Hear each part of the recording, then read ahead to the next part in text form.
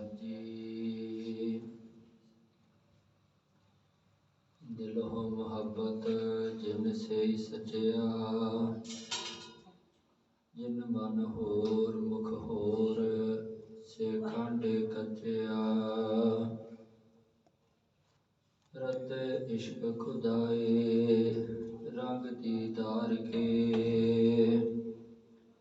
विसरिया जिन नाम ते पोए भारतीए। आप लिए लड़ लाए दर दरवेश से, तिन धन जनेंदी माओ आए सफल से।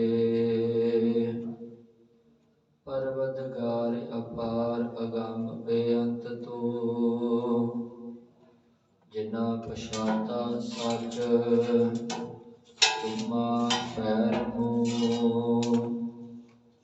तेरी पनह खुदाए तू बख्शंदगी, शेख फरीद खैर थीजै बंदगी। गगन दमामा बाजियो परयो निशान घाओ। खेत जो मांडियो सूरमा अब जूझन को दाओ। सूरा सो पहचानिया जो लरै दीन कहेत। पुरजा कट मरे कबहू न छाड़ खेत। पुरजा कट मरे कबहू न छाड़ खेत।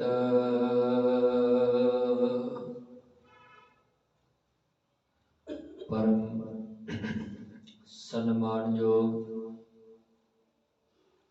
छतर चवर तख्त दे मालिक,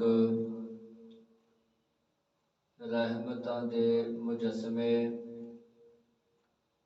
वालिए कुल आलम शब्द गुरु श्री गुरु ग्रंथ साहिब जी दी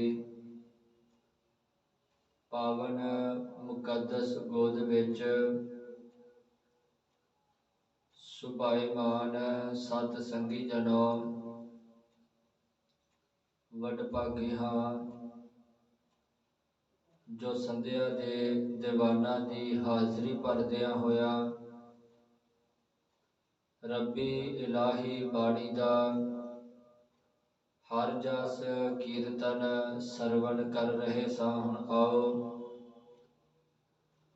गुरमत विचारां दे नाल जुड़न दा यतन करिए।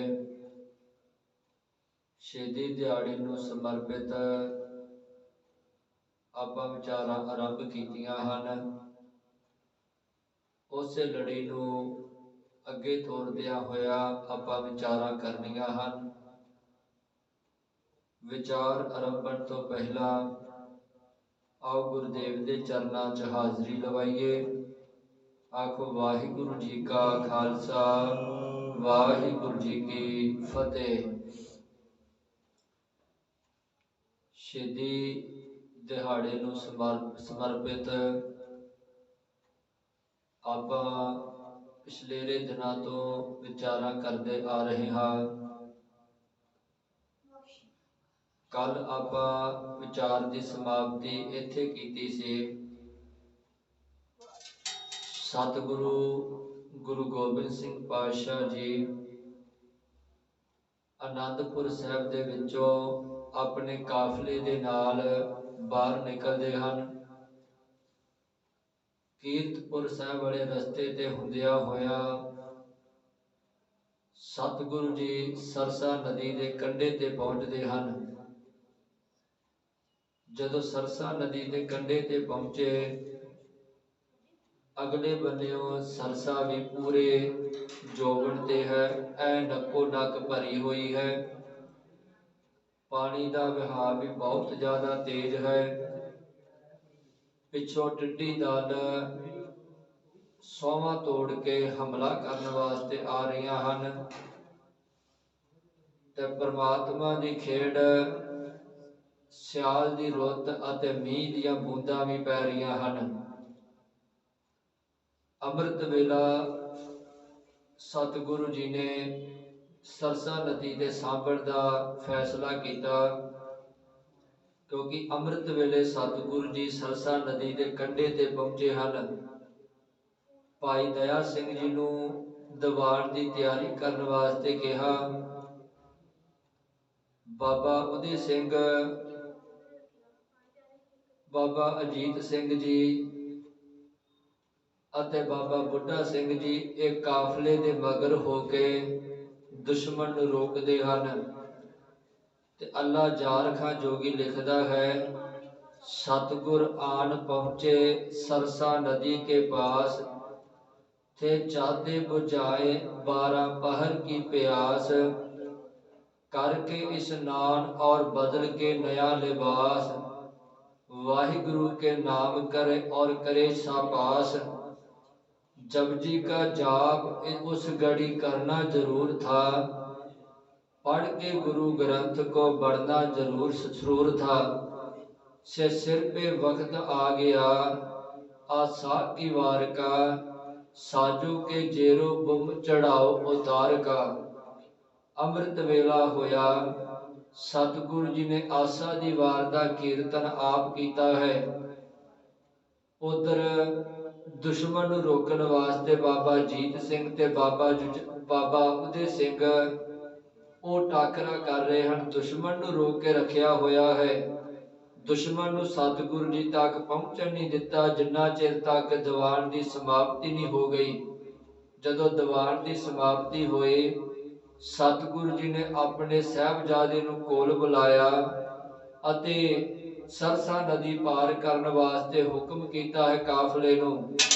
ਸਤਿਗੁਰੂ ਜੀ ਦੇ ਹੁਕਮ ਨੂੰ ਪਾ ਕੇ ਸਰਸਾ ਨਦੀ ਨੂੰ ਸਿੰਘਾਂ ਨੇ, ਕਾਫਲੇ ਨੇ ਪਾਰ ਕਰਨ ਦਾ ਯਤਨ ਕੀਤਾ ਤੇ ਵਿਦਵਾਨਾਂ ਦੀ ਖੋਜ ਦੇ ਮੁਤਾਬਕ 200 ਤੋਂ ਲੈ ਕੇ 250 ਦੇ ਕਰੀਬ ਇੱਥੇ ਸਰਸਾ ਨਦੀ ਦੇ ਸਿੱਖ ਸ਼ਹੀਦ ਹੋਏ ਹਨ। ਕੁਝ ਲੜਦਿਆਂ ਹੋਇਆ ਤੇ ਕੁਝ ਸਰਸਾ ਨਦੀ ਨੂੰ ਪਾਰ ਕਰਦਿਆਂ ਹੋਇਆ। ਤੇ ਸਤਿਗੁਰੂ ਜੀ ਦੇ ਪਰਿਵਾਰ ਦੇ ਵੀ 3 ਹਿੱਸੇ ਹੋਏ ਹਨ। ਸਤਿਗੁਰੂ ਗੁਰੂ ਗੋਬਿੰਦ ਸਿੰਘ ਪਾਤਸ਼ਾਹ ਆਪਣੇ ਵੱਡੇ ਪੁੱਤਰਾਂ ਦੇ ਨਾਲ ਅਤੇ 40 ਸਿੱਖਾਂ ਦੇ ਨਾਲ ਰੋਪੜ ਵੱਲ ਨੂੰ ਰਵਾਨਾ ਹੋਏ ਹਨ। ਮਾਤਾ ਗੁਜਰ ਕੌਰ ਜੀ ਅਤੇ ਛੋਟੇ ਸਾਹਿਬਜ਼ਾਦੇ ਇਹ ਕੁੰਮੇ ਮਾਸ਼ਕੀ ਦੇ ਘਰ ਵੱਲ ਨੂੰ ਆਏ ਹਨ। ਗੁਰੂ ਕੇ ਮਹਿਲ ਅਤੇ ਮਾਤਾ ਗੁਰੂ ਕੇ ਮਹਿਲ ਅਤੇ ਭਾਈ ਮਣੀ ਸਿੰਘ ਜੀ ਇਹ ਦਿੱਲੀ ਵੱਲ ਨੂੰ ਗਏ ਹਨ। ਜਿਸ ਵਕਤ ਸਤਿਗੁਰੂ ਜੀ ਨੇ ਸਰਸਾ ਨੂੰ ਪਾਰ ਕੀਤਾ, ਅਜੇ ਕੁਝ ਕੁ ਦੂਰੀ ਤੇ ਗਏ ਹਨ ਅਤੇ ਫਿਰ ਅੱਗਿਓਂ ਦੁਸ਼ਮਣ ਨੇ ਹਮਲਾ ਕਰ ਦਿੱਤਾ। ਸਤਿਗੁਰੂ ਜੀ ਨੇ ਉਹਨਾਂ ਨੂੰ ਜਿਹੜਾ ਵਾ ਮੁਕਾਬਲਾ ਕਰਦਿਆਂ ਹੋਇਆ ਸਾਰਿਆਂ ਨੂੰ ਮੌਤ ਦੇ ਘਾਟ ਉਤਾਰ ਦਿੱਤਾ। ਇੱਥੋਂ ਸਤਿਗੁਰੂ ਜੀ ਨਿਹੰਗ ਮਲੇਰਕੋਟਲਾ ਦੇ ਖਾਨ ਦੇ ਘਰ ਪਹੁੰਚੇ ਹਨ ਤੇ ਸਤਿਗੁਰੂ ਜੀ ਨੂੰ ਖਬਰ ਮਿਲੀ ਹੈ ਕਿ ਸਰਸਾ ਨਦੀ ਤੇ ਭਾਈ ਬਜਿੱਤਰ ਸਿੰਘ ਜੀ ਬਹੁਤ ਜ਼ਖਮੀ ਹਾਲਤ ਵਿੱਚ ਪਏ ਹੋਏ ਹਨ। ਸਤਿਗੁਰੂ ਜੀ ਨੇ ਆਪਣੇ ਪੁੱਤਰ ਨੂੰ ਬਾਬਾ ਅਜੀਤ ਸਿੰਘ ਨੂੰ ਕਿਹਾ ਕਿ ਜਾਓ ਜਾ ਕੇ ਭਾਈ ਬਜਿੱਤਰ ਸਿੰਘ ਜੀ ਨੂੰ ਲੈ ਕੇ ਆਵੋ। ਬਾਬਾ ਅਜੀਤ ਸਿੰਘ ਜੀ ਭਾਈ ਬਜਿੱਤਰ ਸਿੰਘ ਜੀ ਨੂੰ ਲੈਣ ਵਾਸਤੇ ਗਏ ਹਨ। ਦੁਸ਼ਮਣ ਦੇ ਘੇਰੇ ਵਿੱਚੋਂ ਆਪਣੇ ਘੋੜੇ ਤੇ ਬਿਠਾ ਕੇ ਲਿਆਏ ਹਨ ਨਿਹੰਗ ਕੋਟਲਾ ਖਾਨ ਦੇ ਘਰ ਵਿੱਚ। ਜਦੋਂ ਨਿਹੰਗ ਕੋਟਲਾ ਖਾਨ ਦੇ ਘਰ ਪਹੁੰਚੇ ਹਨ, ਉਹਨੇ ਜੀ ਆਇਆ ਆਖਿਆ, ਬੜਾ ਅਦਬ ਸਤਿਕਾਰ ਕੀਤਾ ਹੈ ਤੇ ਸਤਿਗੁਰੂ ਜੀ ਨੂੰ ਜੀ ਆਇਆ ਆਖਦਿਆਂ ਹੋਇਆ ਸੇਵਾ ਮੰਗਦਾ ਹੈ ਕਿ ਸਤਿਗੁਰੂ ਸੇਵਾ ਝੋਲੀ ਚ ਪਾਓ, ਤੁਸੀਂ ਮੇਰੇ ਘਰ ਦੇ ਵਿੱਚ ਰਹੋ। ਸਤਿਗੁਰੂ ਜੀ ਕਹਿੰਦੇ ਨਹੀਂ ਨਿਹੰਗ ਜੀ, ਦੁਸ਼ਮਣ ਸਿਰ ਤੇ ਚੜਿਆ ਆ ਰਿਹਾ ਹੈ ਤੇ ਤੁਹਾਡੇ ਘਰ ਦੇ ਵਿੱਚ ਬਹੁਤਾ ਸਮਾਂ ਅਸੀਂ ਰਹਿ ਨਹੀਂ ਸਕਦੇ। ਬਸ ਤੁਸੀਂ ਇੱਕ ਕੰਮ ਕਰੋ, ਆ ਸਾਡਾ ਸਦਕੀ ਸਿੱਖ ਬਹੁਤ ਪਿਆਰਾ ਸਿੱਖ ਭਾਈ ਬਜਿੱਤਰ ਸਿੰਘ ਹੈ, ਇਹਦੀ ਘਰ ਦੇ ਵਿੱਚ ਰੱਖ ਕੇ ਮਲਮ ਪੱਟੀ ਕਰੋ, ਇਹਦਾ ਤੁਸੀਂ ਖਿਆਲ ਰੱਖੋ, ਅਸੀਂ ਅਗਲੀਰੇ ਪੰਥ ਨੂੰ ਜਾਣਾ ਹੈ। ਤੇ ਇਤਿਹਾਸ ਇਸ ਗੱਲ ਦੀ ਗਵਾਹੀ ਭਰਦਾ ਹੈ ਕਿ ਨਿਹੰਗ ਕੋਟਲਾ ਖਾਨ ਨੇ ਭਾਈ ਬਜਿੱਤਰ ਸਿੰਘ ਨੂੰ ਆਪਣੇ ਘਰ ਦੇ ਵਿੱਚ ਰੱਖਿਆ ਤੇ ਜਦੋਂ ਦੁਸ਼ਮਣ ਘਰ ਦੀ ਤਲਾਸ਼ੀ ਕਰਨ ਵਾਸਤੇ ਆਇਆ ਤੇ ਇੱਕ ਬਚਨ ਕਹਿ ਦਿੱਤਾ ਕਿ ਇਸ ਕਮਰੇ ਦੇ ਵਿੱਚ ਤੁਸੀਂ ਨਹੀਂ ਜਾ ਸਕਦੇ, ਕਿਉਂਕਿ ਇਸ ਕਮਰੇ ਦੇ ਵਿੱਚ ਮੇਰਾ ਜਵਾਈ ਅਤੇ ਮੇਰੀ ਬੇਟੀ ਹੈ, ਜਿਸ ਕਰਕੇ ਤੁਸੀਂ ਇਸ ਕਮਰੇ ਵਿੱਚ ਨਹੀਂ ਜਾ ਸਕਦੇ। ਤੇ ਉਸ ਸਿਦਕੀ ਸਿੱਖ ਦੀ ਜਦੋਂ ਦੁਸ਼ਮਣ ਚਲਾ ਗਿਆ ਤੇ ਬੇਟੀ ਬਾਹਰ ਆਈ, ਉਹਦੀ ਮੰਗਣੀ ਹੋ ਚੁੱਕੀ ਪਰ ਅਜੇ ਨਿਕਾਹ ਨਹੀਂ ਹੋਇਆ। ਆ ਕੇ ਕਹਿ ਲੱਗੀ, ਬਾਪੂ ਅੱਜ ਤੋਂ ਬਾਅਦ ਹੁਣ ਮੈਂ ਵਿਆਹ ਨਹੀਂ ਕਰਾਵਾਂਗੀ, ਕਿਉਂਕਿ ਇਸਲਾਮ ਧਰਮ ਦੇ ਵਿੱਚ ਔਰਤ ਇੱਕ ਵਿਆਹ ਕਰਾ ਸਕਦੀ ਹੈ ਤੇ ਤੁਸੀਂ ਮੇਰਾ ਵਿਆਹ ਬਚਨਾਂ ਦੇ ਨਾਲ ਭਾਈ ਬਚਿੱਤਰ ਸਿੰਘ ਨਾਲ ਕਰ ਦਿੱਤਾ ਹੈ। ਹੁਣ ਸਾਰੀ ਉਮਰ ਇਹਨਾਂ ਦੇ ਆਸਰੇ ਰਵਾਂਗੇ, ਇਹ ਭਾਵੇਂ ਚੜਾਈ ਵੀ ਕਰ ਜਾਣ ਪਰ ਹੁਣ ਮੈਂ ਦੂਸਰਾ ਵਿਆਹ ਨਹੀਂ ਕਰਾਵਾਂਗੀ। ਇੰਨੀ ਸਦਕ ਦੀ ਪੱਕੀ ਰਹੀ ਉਹ ਬੱਚੀ ਅਤੇ ਉਹਨੇ ਸਾਰੀ ਉਮਰ ਜੱਤ ਸੱਤ ਕਾਇਮ ਰੱਖਦਿਆਂ ਹੋਇਆ ਵਿਆਹ ਨਹੀਂ ਕਰਵਾਇਆ। ਸਤਿਗੁਰੂ ਜੀ ਇਥੋਂ ਅੱਗੇ ਪੈਂਡੇ ਨੂੰ ਰਵਾਨਾ ਹੋਏ ਹਨ ਤੇ ਚਮਕੌਰ ਸਾਹਿਬ ਸਤਿਗੁਰੂ ਜੀ ਪਹੁੰਚੇ ਹਨ। ਜਦੋਂ ਚਮਕੌਰ ਸਾਹਿਬ ਪਹੁੰਚੇ, ਇੱਥੇ ਸਤਿਗੁਰੂ ਜੀ ਪਹਿਲਾਂ ਵੀ ਆ ਚੁੱਕੇ ਹਨ। ਜਿਸ ਵਕਤ ਗੁਰੂ ਸਾਹਿਬ ਜੀ ਹਰਿਦੁਆਰ ਤੋਂ ਅਨੰਦਪੁਰ ਸਾਹਿਬ ਨੂੰ ਵਾਪਸ ਆ ਰਹੇ ਹਨ ਤੇ ਅਚਾਨਕ ਦੁਸ਼ਮਣ ਨੇ ਹਮਲਾ ਕੀਤਾ। ਇਸ ਇਲਾਕੇ ਵਿੱਚ ਸਤਿਗੁਰੂ ਜੀ ਦੁਸ਼ਮਣ ਦਾ ਸਾਹਮਣਾ ਕਰਦਿਆਂ ਹੋਇਆ ਦੁਸ਼ਮਣ ਨੂੰ ਠੱਲ ਪਾਈ, ਜਿਸ ਕਰਕੇ ਸਤਿਗੁਰੂ ਜੀ ਇੱਥੋਂ ਦੇ ਇਲਾਕੇ ਦੇ ਲੋਕਾਂ ਦੇ ਕੋਲੋਂ ਲੋਕਾਂ ਨੂੰ ਜਾਣਦੇ ਸਨ। ਤੇ ਸਤਿਗੁਰੂ ਜੀ ਜਦੋਂ ਇੱਥੇ ਪਹੁੰਚੇ ਹਨ ਤੇ ਇੱਥੇ ਦੋ ਭਰਾ ਰਹਿੰਦੇ ਹਨ, ਇੱਕ ਬੁੱਧੀ ਚੰਦ ਰਾਵਤ ਤੇ ਦੂਜਾ ਗਰੀਬੂ ਰਾਵਤ। ਸਤਿਗੁਰੂ ਜੀ ਬੁੱਧੀ ਚੰਦ ਰਾਵਤ ਦੇ ਘਰ ਵਿੱਚ ਗਏ ਹਨ। ਉਹਨੇ ਵੀ ਸਤਿਗੁਰੂ ਜੀ ਦਾ ਜੀ ਆਇਆ ਆਖਿਆ ਤੇ ਸਤਿਗੁਰੂ ਜੀ ਨੂੰ ਕਹਿਣ ਲੱਗਾ, ਤੁਸੀਂ ਮੇਰੇ ਘਰ ਦੇ ਵਿੱਚ ਰਹੋ। ਸਤਿਗੁਰੂ ਜੀ ਕਹਿੰਦੇ, ਨਹੀਂ, ਤੇਰੇ ਘਰ ਦੇ ਵਿੱਚ ਨਹੀਂ ਰਹਿਣਾ। ਜੇ ਤੇਰੇ ਘਰ ਦੇ ਵਿੱਚ ਰਹੇ ਤੇ ਦੁਸ਼ਮਣ ਨਾਲ ਮੁਕਾਬਲਾ ਕਰਨਾ ਔਖਾ ਹੋਵੇਗਾ, ਦੂਸਰਾ ਤੈਨੂੰ ਤੇ ਤੇਰੇ ਪਰਿਵਾਰ ਨੂੰ ਵੀ ਖਤਰਾ ਪਾਸੇਗਾ। ਦੁਸ਼ਮਣ ਤੁਹਾਡੇ ਪਰਿਵਾਰ ਨੂੰ ਵੀ ਖਤਮ ਕਰ ਸਕਦਾ ਹੈ। ਜਿਸ ਕਰਕੇ ਸਤਿਗੁਰੂ ਜੀ ਕਹਿੰਦੇ, ਸਾਨੂੰ ਪਤਾ ਤੇਰੇ ਕੋਲ ਇੱਕ ਕੱਚੀ ਹਵੇਲੀ ਹੈ ਬਾਰ-ਬਾਰ ਨਗਰ ਤੋਂ, ਸਾਨੂੰ ਬਸ ਉਹ ਹਵੇਲੀ ਦੇ ਦੇ, ਤੇਰੇ ਲਈ ਇੰਨੀ ਸੇਵਾ ਵਾਧੂ ਹੈ। ਤੇ ਨਾਲ ਸਿੱਖਾਂ ਨੇ ਇੱਕ ਬਚਨ ਕਹਿ ਦਿੱਤਾ ਉਸ ਬੁੱਧੀ ਚੰਦ ਰਾਵਤ ਨੂੰ ਕਿ ਜਦੋਂ ਦੁਸ਼ਮਣ ਆਵੇ ਤੇ ਦੁਸ਼ਮਣ ਸ਼ਾਨ ਵੀ ਨਹੀਂ ਕਰੇ ਕਿ ਇਹ ਕਿਹਦੀ ਹਵੇਲੀ ਹੈ, ਤੇ ਇਹ ਨਾ ਕਹੀ ਕਿ ਇਹ ਹਵੇਲੀ ਜਿਹੜੀ ਇਹ ਮੇਰੀ ਨਹੀਂ ਹੈ, ਆਕੀ ਹਵੇਲੀ ਮੇਰੀ ਹੈ। ਪਰ ਜਿਹੜਾ ਗੁਰੂ ਹੈ ਇਹ ਜ਼ਬਰਦਸਤੀ ਇਸ ਹਵੇਲੀ ਦੇ ਵਿੱਚ ਕਾਬਜ ਹੋਇਆ ਹੈ, ਮੈਨੂੰ ਇਹਦੇ ਬਾਰੇ ਕੋਈ ਪਤਾ ਨਹੀਂ ਹੈ। ਤੇਰਾ ਪਰਿਵਾਰ ਬਚ ਜਾਵੇਗਾ, ਤੂੰ ਬਚ ਜਾਵੇਗਾ। ਸਤਿਗੁਰੂ ਜੀ ਜਦੋਂ ਚਮਕੌਰ ਸਾਹਿਬ ਉਸ ਹਵੇਲੀ ਦੇ ਵਿੱਚ ਗਏ ਤੇ ਅੱਲਾ ਜਾਰ ਖਾਂ ਜੋਗੀ ਲਿਖਦਾ ਹੈ ਤੇ ਪ੍ਰਿੰਸੀਪਲ ਸਵਰਨ ਸਿੰਘ ਵੀ ਇੱਕ ਗੱਲ ਲਿਖਦੇ ਹਨ ਕਿ ਜਦੋਂ ਸਤਿਗੁਰੂ ਜੀ ਇਸ ਹਵੇਲੀ ਵਿੱਚ ਪਹੁੰਚੇ ਤੇ ਸਤਿਗੁਰੂ ਜੀ ਨੇ ਆਪਣਾ ਖੰਜਰ ਬਾਹਰ ਕੱਢਿਆ ਅਤੇ ਕੰਧ ਦੇ ਵਿੱਚੋਂ ਖੰਜਰ ਦੇ ਨਾਲ ਮਿੱਟੀ ਦੀ ਢੇਲੀ ਨੂੰ ਬਾਹਰ ਕੱਢ ਕੇ ਆਪਣੇ ਹੱਥਾਂ ਨਾਲ ਪੀ ਕੇ ਜਿਹੜਾ ਸਤਿਗੁਰੂ ਜੀ ਫੂਕ ਮਾਰ ਕੇ ਉਡਾ ਦਿੱਤਾ। ਤੇ ਭਾਈ ਦਇਆ ਸਿੰਘ ਜੀ ਪੁੱਛਦੇ, ਸਤਿਗੁਰੂ ਅੱਜ ਬੜੇ ਖੁਸ਼ ਜੇ ਇਸ ਹਵੇਲੀ ਨੂੰ ਵੇਖ ਕੇ, ਤੇ ਮਿੱਟੀ ਨੂੰ ਡਾਉਣ ਦਾ ਕੀ ਕਾਰਨ ਹੈ, ਇਹਦਾ ਸਾਨੂੰ ਕਾਰਨ ਦੱਸੋ ਤੇ ਖੁਸ਼ ਕਿਹੜੀ ਗੱਲੋਂ ਜੇ। ਤੇ ਉਹ ਅੱਲਾ ਜਾਰ ਖਾਂ ਜੋਗੀ ਆਪਣੀ ਕਲਮ ਦੇ ਨਾਲ ਲਿਖਦਾ ਜੋ ਸਤਿਗੁਰੂ ਜੀ ਦੇ ਭਾਵਪੂਰਕ ਬਚਨ ਹਨ। सतगुरु जी कहते, जिस खित्ते में हम कहते थे आना जे वही है, कल जिस जगह से लुट कर जाना जे वही है, जिस जा पे बच्चों को कटाना जे वही है, मट्टी का देती है ठिकाना जे वही है। सतगुरु जी कहते, मैं खुश इस करके हाँ कि जिस जगह ते मैं पहुंचना चाहना सा मैं अपनी उस मंजिल ते पहुंच गया हाँ, क्योंकि ये वो जगह है जिथों मैं अपने बच्चों को पंथ दे उत्तों कुर्बान करना है। ते मिट्टी में इस करके उड़ाई है कि ये गड़ी ये हवेली मिट्टी कच्ची अज तो जरूर आ, पर आने वाले समय विच तो पक्की होवेगी ते लोग तेनू आके सिजदा करया करनगे। सतगुरु जी उस गड़ी दे विच वड़े ते सतगुरु जी दे जेड़े सिख हन वो भी जेड़े नाल हन, तकरीबन 40 दे करीब सिख हन, जिन्हां विचों 5 प्यारे, 2 साहिबजादे सतगुरु अते 35 दे करीब जेड़े होर सिख हन। सतगुरु जी ने अंदर जेड़ी सवारी कीती ते जेड़े सिख हन उन्हां ने अपना जेड़ा प्रबंध जेड़ा वा वो करना शुरू कीता। ते जदों शाम नूं सतगुरु जी पहुंचे हन, क्योंकि शामां पै गईयां हन, ते सोदर दा दीवान फिर सजाया गया, क्योंकि सतगुरु जी ने बाड़ी दा लड़ नहीं छड्डिया। भावें मुसीबत सिर ते है ते भावें खाण नूं कुछ नहीं मिलिया, पर सतगुरु जिहड़ा बाणी नूं विसर नहीं दिता, क्योंकि एक बाणी च बचन आउंदा है, जियो तब तक है बारो बार, तप तप खपे बहुत बेकार, जै तन बाणी विसर जाए, जो पक्का रोगी विल लाए। जिहड़ा बाणी नूं विसार गया वो पक्के रोगी दे वांगू अंदरों विरलाउंदा रहिंदा है, अंदरों कल्पदा रहिंदा है। पर सतगुरु जी ने जिहड़ा ओ बाणी नूं अपने तो दूर नहीं होण दिता। रात नूं फिर जिहड़ा सारे सिखां ने रल के सोदर दा जाप कीता है, दीवान सजाया है, ते ओ मुसलमान कवि अल्लाह जार खां जोगी लिखदा है कि जदों दीवान दी समाप्ति हुई ते दीवान दी समाप्ति तो बाद सिखां ने आसन लाउणे शुरू कीते हन, घोड़ियां दीयां काठियां ला लीआं, जीनां ला लीआं अते वेड़े ते विछाउण लग पे हन। अते दो भरा हन, एक भाई मदन सिंह ते भाई कोठा सिंह, कईयां ने काठा सिंह भी लिखिया होया है। वो दोवें जाने सतगुरु कोल आए हन ते कहण लगे, सतगुरु साचे साहिबा क्या नाही कर तेरा, घर तां तेरा सब किश है, जिस देह सो पावे।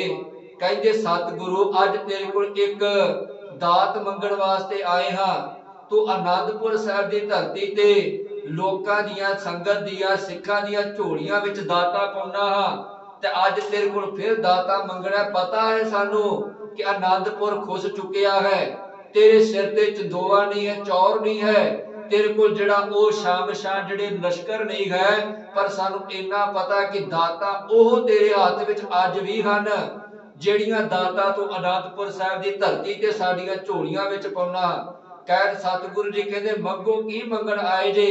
ਕਹਿਣ ਲੱਗੇ सतगुरु ਅਸੀਂ ਅੱਜ ਤੁਹਾਡੇ ਕੋਲ ਮੰਗਣ ਆਏ ਹਾਂ, ਸਿੱਖ ਸਾਰੇ ਥੱਕੇ ਹੋਏ ਹਨ, ਸਾਰੇ ਭੁੱਖ ਤੋਂ ਜਿਹੜੇ ਵਿਲਕ ਰਹੇ ਹਨ, ਤੇ ਅਸੀਂ ਦੋਵੇਂ ਚਾਹੁੰਦੇ ਹਾਂ ਕਿ ਇਹਨਾਂ ਸਿੱਖਾਂ ਨੂੰ ਆਰਾਮ ਕਰਨ ਦਿੱਤਾ ਜਾਵੇ, ਤੁਸੀਂ ਵੀ ਆਰਾਮ ਕਰੋ ਤੇ ਅਸੀਂ ਦੋਵੇਂ ਭਰਾ ਰਾਤ ਨੂੰ ਪਹਿਰਾ ਦੇਵਾਂਗੇ, ਤੇ ਪਹਿਰਾ ਦਿੰਦਿਆਂ ਹੋਇਆ ਜਿਹੜਾ ਅਸੀਂ ਰਾਤ ਨੂੰ ਬਤੀਤ ਕਰਾਂਗੇ, ਇਹ ਸੇਵਾ ਜਿਹੜੀ ਆ ਸਾਡੀ ਝੋਲੀ ਵਿੱਚ ਪਾ ਦੇਵੋ। ਸਤਿਗੁਰੂ ਜੀ ਨੇ ਇਹ ਸੇਵਾ ਝੋਲੀ ਵਿੱਚ ਪਾਈ ਤੇ ਸਿੱਖ ਭਾਈ ਦਇਆ ਸਿੰਘ ਜੀ ਨੂੰ ਕਹਿੰਦੇ ਭਾਈ ਦਇਆ ਸਿੰਘ, ਅੱਜ ਸਤਿਗੁਰੂ ਜੀ ਨੂੰ ਜਿਹੜੇ ਹਨ ਉਹਨਾਂ ਦਾ ਬਿਸਤਰਾ ਨਹੀਂ ਕੋਈ ਹੈਗਾ, ਉਹਨਾਂ ਦਾ ਗਦੇਲਾ ਕੋਈ ਨਹੀਂ ਹੈਗਾ, ਪ੍ਰਬੰਧ ਕੀਤਾ ਜਾਵੇ। ਤੇ ਭਾਈ ਦਇਆ ਸਿੰਘ ਜੀ ਕਹਿੰਦੇ ਜਿਹੜੇ ਸਾਡੇ ਕੋਲ ਕੱਪੜੇ ਹਨ ਇਹਨਾਂ ਨੂੰ ਇਕੱਠੀਆਂ ਕਰਕੇ ਆਪਾਂ ਸਤਿਗੁਰੂ ਜੀ ਦਾ ਆਸਣ ਲਾ ਦਿੰਨੇ ਹਾਂ। ਸਤਿਗੁਰੂ ਜੀ ਦਾ ਆਸਣ ਉਤਰੇ ਚਬਾਰੇ ਦੇ ਵਿੱਚ ਲਾ ਦਿੱਤਾ ਗਿਆ ਹੈ ਤੇ ਉਹ ਅੱਲਾ ਜਾਰ ਖਾਂ ਜੋਗੀ ਕਹਿੰਦਾ ਹੈ ਜਦੋਂ ਸਤਿਗੁਰੂ ਜੀ ਦਾ ਆਸਣ ਲਾਤਾ, ਸਤਿਗੁਰੂ ਜੀ ਵੀ ਆਪਣੇ ਉਸ ਆਸਣ ਤੇ ਬਿਰਾਜਮਾਨ ਹੋ ਗਏ ਹਨ। ਪਰ ਸਤਿਗੁਰੂ ਜੀ ਸੁੱਤੇ ਨਹੀਂ, ਧੌਣ ਨੂੰ ਝੁਕਾ ਕੇ ਗਰਦਨ ਨੂੰ ਝੁਕਾਉਂਦਿਆਂ ਹੋਇਆ ਕੇਵਲ ਤੇ ਕੇਵਲ ਉਸ ਪਰਮਾਤਮਾ ਦੇ ਨਾਮ ਦੇ ਵਿੱਚ ਜੁੜੇ ਹੋਏ ਹਨ। ਇਧਰ ਸਿੱਖ ਜਿਹੜੇ ਉਹ ਸਾਰੇ ਦੇ ਸਾਰੇ ਸੌ ਗਏ ਹਨ ਤੇ ਦੋਵੇਂ ਭਰਾ ਜਿਹੜੇ ਰਾਤ ਨੂੰ ਪਹਿਰਾ ਦੇ ਰਹੇ ਹਨ। ਉਹ ਅੱਲਾ ਜਾਰ ਕਾ ਜੋਗੀ ਕਹਿੰਦਾ ਹੈ, ਸਤਿਗੁਰੂ ਉਹ ਕਹਿੰਦਾ ਹੈ कि कई लेट गए जिखाक पे जी पोश बछाकर, पहरा लगे देने कई तलवार उठाकर, गोविंद भी शाबाश हुए खैमे में जाकर, देखा तो बैठा है वही गर्दन झुकाकर। वाहिगुरु वाहिगुरु मुंह से निकलता है तू ही तू मुंह से निकलता। सतगुरु जी उत्थे बैठे हन पर मूह दे विचों उस वाहिगुरु दी सिफत सलाह कर रहे हन, उस वाहिगुरु दी याद विच जुड़े हुए हन। बाकी सारे सिख सौ गए ते दो भरा जिहड़े ओ पहरा दे रहे हन। ओ मुसलमान कवि कहंदा जब 1.5 घड़ी रात गए जिक्रे खुदा में, खैमे से निकल आए सतगुर हवा में। सतगुरु जी जदों 1.5 घड़ी रात गुजर गई ते आसना तो उठ के बाहर आए हन ते बाहर आके सतगुरु जी ने वेखिया कि सारे सिख सुते हुए हन। जिहड़े दो भरा पहरा दे रहे हन, नींद उन्हां नूं भी जोर पा रही है पर वो फिर भी जिहड़ा वा सेवा दे विच लगे हुए हन। सतगुरु जी ने वेखिया कि सारे सिख जिहड़े सुते हन ते परमात्मा दे अगे अरदास करदे हन, अरदास करदे हन, हे परमात्मा जब 1.5 घड़ी रात गई जिक्रे खुदा में, खैमे से निकल आए सतगुर हवा में, कदमों से टहलते हैं मगर दिल है दुआ में, जिस हाल में रखे अच्छा वो हाल है अच्छा है। कहंदे परमात्मा खुदा ਜਿਹੜੇ ਹਾਲ ਦੇ ਵਿੱਚ ਵੀ ਰੱਖੇਗਾ ਉਹ ਹਾਲ ਚੰਗਾ ਹੈ। ਮੈਂ ਤੈਨੂੰ ਕਿਸੇ ਪ੍ਰਕਾਰ ਦਾ ਕੋਈ ਵੀ ਅਲਾਮਾ ਨਹੀਂ ਦਊਂਗਾ। ਸਤਿਗੁਰੂ ਜੀ ਨੇ ਉੱਥੇ ਪ੍ਰਮਾਤਮਾ ਅੱਗੇ ਇੱਕ ਅਰਦਾਸ ਕੀਤੀ, ਹੇ ਪ੍ਰਮਾਤਮਾ ਬਸ ਕਿਰਪਾ ਕਰੀ, ਜਿਵੇਂ ਮੈਨੂੰ ਸਰਸਾ ਨਦੀ ਤੇ ਮੈਨੂੰ ਜਿਹੜਾ ਵਾ ਡਿੱਗਣ ਨਹੀਂ ਦਿੱਤਾ, ਡੋਲਣ ਨਹੀਂ ਦਿੱਤਾ, ਪਿਤਾ ਦਾ ਸੀਸ ਝੋਲੀ ਵਿੱਚ ਪਵਾਇਆ, ਮੇਰੀ ਸੁਰਤ ਨੂੰ ਖੰਡਣ ਨਹੀਂ ਦਿੱਤਾ, ਤੇ ਕੱਲ ਨੂੰ ਜਦੋਂ ਮੈਂ ਆਪਣੇ ਪੁੱਤਰਾਂ ਨੂੰ ਆਪਣੇ ਸਾਵੇਂ ਸ਼ਹੀਦ ਹੁੰਦਿਆਂ ਵੇਖਣਾ ਵਾ, ਕਿਰਪਾ ਕਰੀ ਇਹ ਸੁਰਤ ਮੇਰੀ ਉਸੇ ਤਰੀਕੇ ਨਾਲ ਟਿਕੀ ਰਵੇ, ਇਸ ਭਾਣੇ ਨੂੰ ਵੀ ਮੈਂ ਤੇਰੇ ਭਾਣੇ ਦੇ ਵਿੱਚ ਸਵੀਕਾਰ ਕਰ ਲਵਾਂ। ਸਤਿਗੁਰੂ ਜੀ ਨੇ ਇਹ ਅਰਦਾਸ ਕੀਤੀ ਤੇ ਹੌਲੀ ਹੌਲੀ ਟਹਿਲਦਿਆਂ ਹੋਇਆ ਸਤਿਗੁਰੂ ਜੀ ਉਹਨਾਂ ਦੋਵਾਂ ਭਰਾਵਾਂ ਦੇ ਕੋਲ ਗਏ ਹਨ। ਭਾਈ ਮਦਨ ਸਿੰਘ ਨੇ ਵੇਖਿਆ ਸਤਿਗੁਰੂ ਇੱਕੇ ਦਮ ਹੈਰਾਨ ਹੋਏ ਹਨ। ਕਹਿਣ ਲੱਗੇ ਸਤਿਗੁਰੂ ਤੁਸੀਂ ਇਸ ਵਕਤ ਬਾਹਰ, ਤੇ ਸਤਿਗੁਰੂ ਇਸ਼ਾਰਾ ਹੌਲੀ ਜੀ ਕਹਿੰਦੇ ਹਨ ਕਿ ਰੌਲਾ ਨਾ ਪਾਓ, ਸਿੱਖ ਪਿਆਰੇ ਸੁੱਤੇ ਹੋਏ ਹਨ। ਕਹਿਣ ਲੱਗੇ ਸਤਿਗੁਰੂ ਇਸ ਵਕਤ ਬਾਹਰ, ਤੁਸੀਂ ਆਰਾਮ ਕਰੋ, ਅਸੀਂ ਪਹਿਰਾ ਦਿੰਨੇ ਹਾਂ। ਤੇ ਸਤਿਗੁਰੂ ਜੀ ਕਹਿੰਦੇ ਹਨ ਮਦਨ ਸਿੰਘ, ਕੌਠਾ ਸਿੰਘ, ਤੁਸੀਂ ਮੇਰੇ ਕੋਲ ਦਾਤਾ ਮੰਗਦੇ ਜੇ, ਤੇ ਜਿਹੜਾ ਸਿੱਖ ਮੇਰੇ ਕੋਲ ਲੈਣ ਆਉਂਦਾ ਮੈਂ ਉਹਦੀ ਝੋਲੀ ਦੇ ਵਿੱਚ ਪਾਇਆ ਹੈ, ਕਿਸੇ ਨੂੰ ਜਿਹੜਾ ਅੱਜ ਤੱਕ ਖਾਲੀ ਨਹੀਂ ਜਾਣ ਦਿੱਤਾ। ਅੱਜ ਤੁਹਾਡੇ ਕੋਲ ਇੱਕ ਚੀਜ਼ ਮੈਂ ਮੰਗਣ ਆਇਆ ਹਾਂ, ਉਹ ਚੀਜ਼ ਮੈਨੂੰ ਬਸ ਤੁਸੀਂ ਦੇ ਦਵੋ। ਕਹਿਣ ਲੱਗਾ ਮਦਨ ਸਿੰਘ, ਨਹੀਂ ਸਤਿਗੁਰੂ, ਅਸੀਂ ਭਿਖਾਰੀ ਹਾਂ, ਤੂੰ ਦਾਤਾ ਵਾ, ਤੂੰ ਦਾਤਾ ਦਿੰਦਾ ਚੰਗਾ ਲੱਗਦਾ ਵਾ, ਤੇ ਅਸੀਂ ਭਿਖਾਰੀ ਹੋ ਕੇ ਤੇ ਤੋਂ ਮੰਗਦੇ ਚੰਗੇ ਲੱਗਦੇ ਹਾਂ। ਸਤਿਗੁਰੂ ਜੀ ਕਹਿੰਦੇ ਨਹੀਂ, ਅੱਜ ਮੈਂ ਮੰਗਣਾ ਹੈ, ਤੁਸੀਂ ਜਿਹੜਾ ਮੇਰੀ ਝੋਲੀ ਦੇ ਵਿੱਚ ਉਹ ਚੀਜ਼ ਪਾ ਦਵੋ। ਦੋਵੇਂ ਭਰਾ ਕਹਿ ਲੱਗੇ ਸਤਿਗੁਰੂ ਕੀ ਮੰਗਣਾ ਚਾਹੁੰਦੇ ਜੇ? ਤੇ ਸਤਿਗੁਰੂ ਜੀ ਕਹਿੰਦੇ ਹਨ ਤੁਸੀਂ ਦੋਵੇਂ ਜਾਣੇ ਆਰਾਮ ਕਰੋ, ਕਿਉਂਕਿ ਕੱਲ ਨੂੰ ਬਹੁਤ ਲੰਮੇ ਪੈਂਡੇ ਤੇ ਚਲੇ ਜਾਣਾ ਹੈ। ਕਿਉਂਕਿ ਸਤਿਗੁਰੂ ਜੀ ਜਾਣਦੇ ਸਨ ਕਿ ਕੱਲ ਨੂੰ ਭਾਣਾ ਵਾਪਰਨਾ ਹੈ, ਇੱਥੇ ਲਾਸ਼ਾਂ ਦੇ ਢੇਰ ਲੱਗਣੇ ਹਨ, ਤੇ ਉਹਨਾਂ ਦੇ ਵਿੱਚੋਂ ਇਹਨਾਂ ਦੋਵਾਂ ਭਰਾਵਾਂ ਨੇ ਵੀ ਸ਼ਹਾਦਤ ਦਾ ਜਾਮ ਪੀਣਾ ਹੈ। ਤੇ ਸਤਿਗੁਰੂ ਜੀ ਕਹਿੰਦੇ ਤੁਸੀਂ ਵੀ ਆਰਾਮ ਕਰੋ। ਤੇ ਕਹਿਣ ਲੱਗੇ ਸਤਿਗੁਰੂ ਪਹਿਰਾ, ਤੇ ਸਤਿਗੁਰੂ ਕਹਿੰਦੇ ਪਹਿਰਾ ਮੈਂ ਦਵਾਂਗਾ, ਅੱਜ ਇਹਨਾਂ ਸਿੱਖਾਂ ਦਾ ਪਹਿਰਾ ਮੈਂ ਦਵਾਂਗਾ, ਤੁਸੀਂ ਵੀ ਜਿਹੜਾ ਇਹਨਾਂ ਸਿੱਖਾਂ ਦੇ ਵਾਂਗੂ ਆਰਾਮ ਕਰੋ, ਕਿਉਂਕਿ ਮੈਂ ਚਾਹੁੰਦਾ ਹਾਂ ਕਿ ਤੁਸੀਂ ਵੀ ਆਰਾਮ ਕਰ ਲਵੋ, ਸਵੇਰੇ ਜਿਹੜਾ ਮੌਤ ਦਾ ਸਾਹਮਣਾ ਕਰਨਾ ਪੈਣਾ ਹੈ। ਤੇ ਸਤਿਗੁਰੂ ਜੀ ਨੇ ਉਹਨਾਂ ਦੋਵਾਂ ਨੂੰ ਵੀ ਜਿਹੜਾ ਵਾ ਸੌਣ ਵਾਸਤੇ ਕਹਿ ਦਿੱਤਾ, ਤੇ ਆਪ ਸਤਿਗੁਰੂ ਜੀ ਰਾਤ ਨੂੰ ਪਹਿਰਾ ਦਿੰਦੇ ਹਨ। ਤੇ ਅੱਲਾ ਜਾਰ ਖਾਂ ਜੋਗੀ ਕਹਿੰਦਾ ਹੈ ਸਤਿਗੁਰੂ ਜੀ ਦੇ ਉਹ ਬਚਨ, ਮੈਂ ਤੇਰਾ ਹੂੰ, मेरे बच्चे भी तेरे है मौला, थे तेरे है तेरे रहेंगे तेरे, जिस हाल में रखे खुदा वो हाल है अच्छा, जेड़े हाल च मैनू रखेगा वो हाल मेरे वास्ते चंगा है, क्योंकि मैं तेनू किसी प्रकार का कोई अलामा नहीं दवांगा। क्योंकि मनुख सुख वेले रब नू भुलदा है ते दुख वेले रब जिहड़ा चेते आ जांदा। इसे करके सतगुरु जी ने बाणी विच एक बचन किया है, कबीर काम परे हर सिमरिए, ऐसा सिमरो रित जदों काम पै जावे जां दुख आ जावे, मुसीबत आ जावे, उदों मनुख नूं रब चेते हुंदा है। पर जदों सारा कुछ कोल होवे उदों मनुख जिहड़ा रब नूं भुल जांदा है। ते सतगुरु जी ने इह बाणी दे विच बचन कहे हन कि असल विच मनुख ओह है जिहड़ा दुख वेले भी रब नूं चेते करे ते सुख वेले भी रब नूं विसारे ना। ते गुरु नानक पातशाह ने दो बचन बाणी विच कहे हन, ते दोवें बचन उस परमात्मा दी रजा दे विच हन। सतगुरु जी ने पहला बचन किया, नदियां होवे धेनवा, सुम होवे दुध घियो, सगली धरती शक्कर होवे, खुशी करे नित जियो, पर्वत सुना रूपा होवे, हीरे लाल जड़ाओ, भी तू है सालाना आखन लहे न चाओ। ਇਹ ਗੁਰੂ ਨਾਨਕ ਪਾਤਸ਼ਾਹ ਕਹਿੰਦੇ ਪ੍ਰਮਾਤਮਾ ਮੇਰੇ ਵਾਸਤੇ ਸਾਰੀਆਂ ਨਦੀਆਂ ਜਿਹੜੀਆਂ ਉਹ ਗਾਵਾਂ ਬਣ ਜਾਣ, ਉਹਨਾਂ ਦੇ ਸੋਮੇ ਮੇਰੇ ਵਾਸਤੇ ਦੁੱਧ ਬਣ ਜਾਣ, ਸਾਰੀ ਧਰਤੀ ਮੇਰੇ ਵਾਸਤੇ ਸ਼ੱਕਰ ਬਣ ਜਾਵੇ, ਅਤੇ ਜਿੰਨੇ ਵੀ ਪਹਾੜ ਹਨ ਉਹ ਮੇਰੇ ਵਾਸਤੇ ਹੀਰੇ ਜਵਾਹਰਾਤ ਲਾਲਾਂ ਦਿਨ ਮੜ ਜਾਣ, ਭਾਵ ਕਿ ਇਹਨਾਂ ਕੋਈ ਤੂੰ ਮੇਰੀ ਝੋਲੀ ਦੇ ਵਿੱਚ ਪਾ ਦੇਵੇਂ। भी तू है सालाना आखन लई न चाहो, पर कृपा करी मैनू तेरा नाम इन्नियां दातां दे विच भी विसरे ना। ते जे परमात्मा दी खेड़ उल्टी हो जावे, दुख आ जावे, ते गुरु नानक पातशाह फिर अगे बचन कहंदे ने, हे परमात्मा जे देह दुख लाईए पाप गरे दो राह।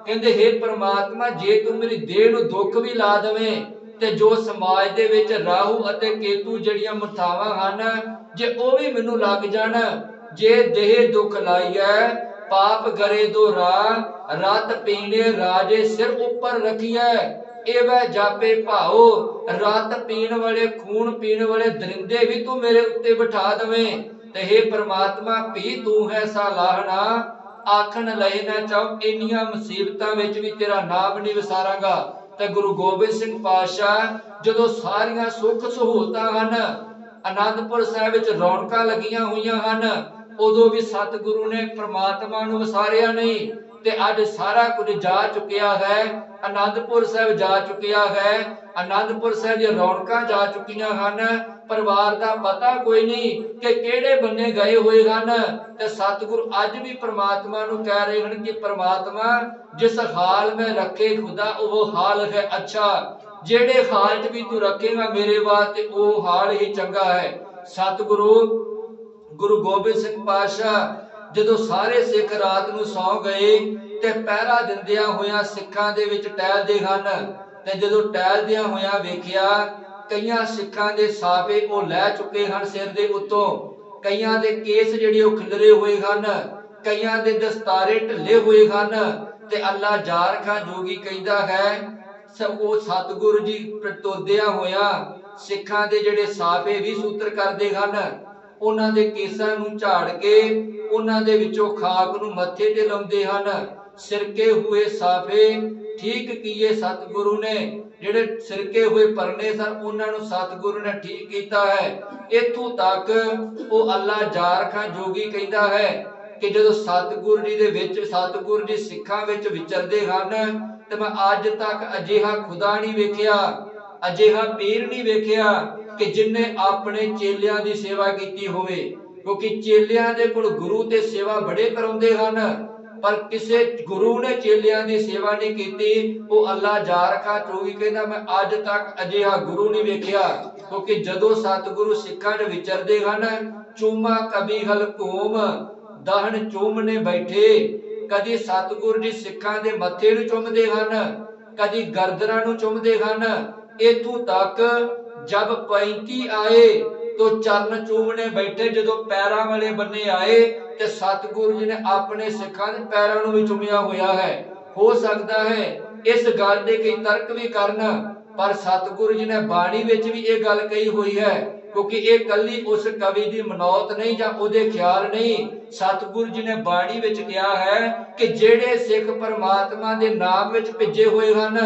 गुर सिखां की हर धूड़ दे हम पापी पींगत पाए जो दिसै गुर सिखड़ा तिस निव निव लागो पाए जियो अंतर गुर आराधना जिहवा जप गुर नाओ जिन्हां ने अंदर तो जपिया होया है सतगुरु जी कहंदे उन्हां दी चरण धूड़ी मैनूं मिल जावे ते उन्हां दी चरण धूड़ी मैं मत्थे ते लाउण नूं तैयार हां क्योंकि सतगुरु जी ने आप सिखां दी सेवा कीती है ते जदों सिखां दी सेवा करके अपने पुत्रां वल आए दोवें पुत्र जिहड़े ओ लंबे पए हुए हन ते दोवां नूं वेख के सतगुरु कहंदे थे चार हो अब दो ही सहर जह भी ना होंगे हम शुक्र करेंगे अगर जह भी ना होंगे सतगुरु कहंदे हे परमात्मा जदों आनंदपुर साहिब तो तुरिया सा मेरे कोल चार मेरे पुत्र सन सरसा नदी उत्ते दो रह गए हन ते कल नूं इन्हां दोवां ने भी चले जाना है ते तां भी परमात्मा मैं तेरा शुक्र ही करांगा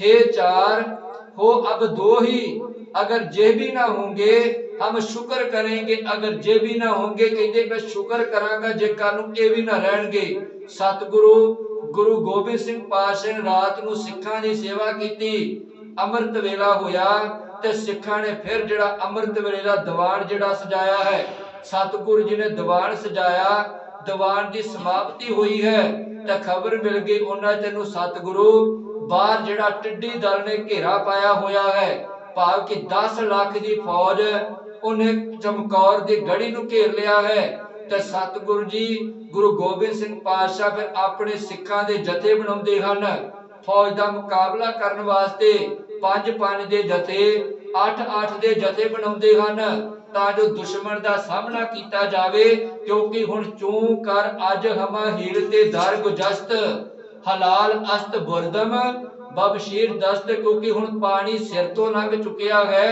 ਤੇ ਜਦੋਂ ਪਾਣੀ ਸਿਰ ਤੋਂ ਲੰਘ ਜਾਵੇ, ਸਤਿਗੁਰੂ ਜੀ ਕਹਿੰਦੇ ਫਿਰ ਤਲਵਾਰ ਨੂੰ ਹੱਥ ਪਾਉਣਾ ਜਾਇਜ਼ ਹੈ। ਸਤਿਗੁਰੂ ਜੀ ਜਥੇ ਬਣਾ ਕੇ ਸਿੰਘਾਂ ਨੂੰ ਬਾਹਰ ਭੇਜਦੇ ਹਨ ਤੇ ਸਤਿਗੁਰੂ ਜੀ ਦੇ ਸਾਵੇਂ ਕਿਵੇਂ ਸਿੱਖ ਲੜਦਿਆਂ ਹੋਇਆ ਸ਼ਹੀਦ ਹੁੰਦੇ ਹਨ, ਕਿਵੇਂ ਦੁਸ਼ਮਣ ਨੂੰ ਮਾਰ ਪਾਉਂਦੇ ਹਨ, ਉਹ ਵਿਚਾਰ ਆਪਾਂ ਕੱਲ ਨੂੰ ਕਰਾਂਗੇ। ਇੰਨੀਆਂ ਬੇਨਤੀਆਂ ਪ੍ਰਵਾਨ ਕਰਨੀਆਂ, ਵਿਚਾਰਾਂ ਕਰਦਿਆਂ ਬੇਅੰਤ ਗਲਤੀਆਂ ਹੋਈਆਂ ਨੇ। ਗੁਰੂ ਅਤੇ ਸੰਗਤ ਬਖਸ਼ਣਹਾਰ ਹੈ। ਵਾਹਿਗੁਰੂ ਜੀ ਕਾ ਖਾਲਸਾ, ਵਾਹਿਗੁਰੂ ਜੀ ਕੀ ਫਤਿਹ।